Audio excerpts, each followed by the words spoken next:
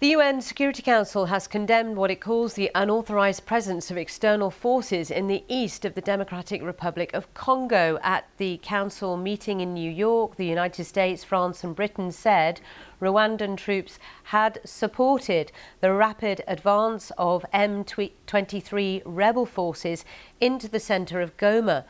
The rebels say they now have control of the city and have urged its other 1 million inhabitants to remain calm. After several hours of gunfire on Sunday night, the streets are reported to be quiet this morning, with no reports of serious bloodshed. Well, let's bring in our Africa correspondent, Barbara Plett-Usher, who's following these events for us from Nairobi. Barbara, what more can you tell us about what's been happening in the last 24 hours? Well, Sally, the M23 has been advancing on Goma amid intense fighting in the past couple of days, actually, and in the past 24 hours, the rebel group says that it has taken control of the city. It says that it is currently at the city stadium registering weapons from surrendering Congolese soldiers who had issued an ultimatum for them to disarm by a certain time. And it says at this point it's doing that and has posted photographs to back up what it's saying. We also have a report or a notice separately from the Uruguay contingent of the UN peacekeeping force saying that indeed some Congolese soldiers have surrendered.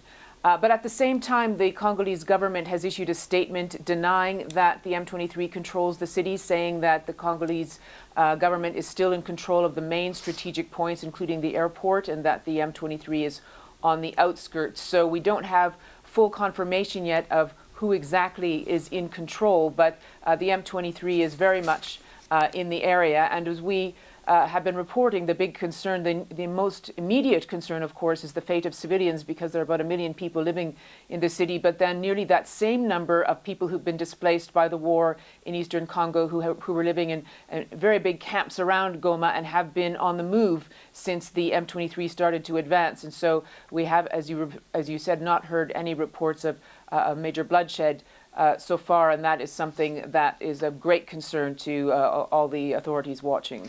Now, Kenya is saying that they're trying to obviously broker some sort of peace in this scenario, that the presidents of Rwanda and Congo will meet in the next few days. What is the hope that the two could come to some kind of agreement about what's happening there? Well, they had failed to come to some kind of agreement in December, when they were quite close to reaching one in a process that was mediated by Angola.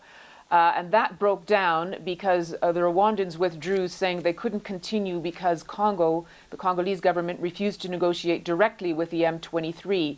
The Congolese government is convinced that it's Rwanda that's really behind all this. Rwanda backs the M23.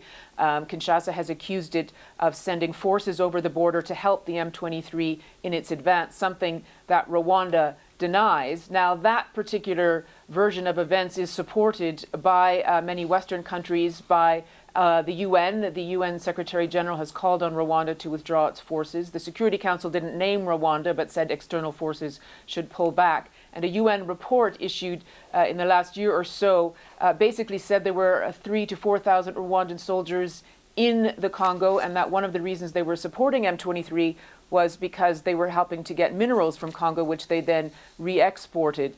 So that's the context. The Rwandans say, no, none of that is true. They place this in the context of the 1994 genocide. The Hutus who carried out the genocide escaped into Congo and have been there in a militia ever since, and the Congolese army has been allied with them in its fighting. So it says that this is the real concern. Can you get past all of those concerns to reach an agreement? That is something that is a great focus now, because the UN has warned of a wider regional war, and many people are saying this is something that cannot be settled militarily. It is a political conflict, and it needs some kind of political, peaceful resolution. So the Kenyans say that both leaders, the leaders of Rwanda and the DRC, are willing to come to this summit. So we'll see whether this latest military advance will have made any difference in terms of reaching a resolution.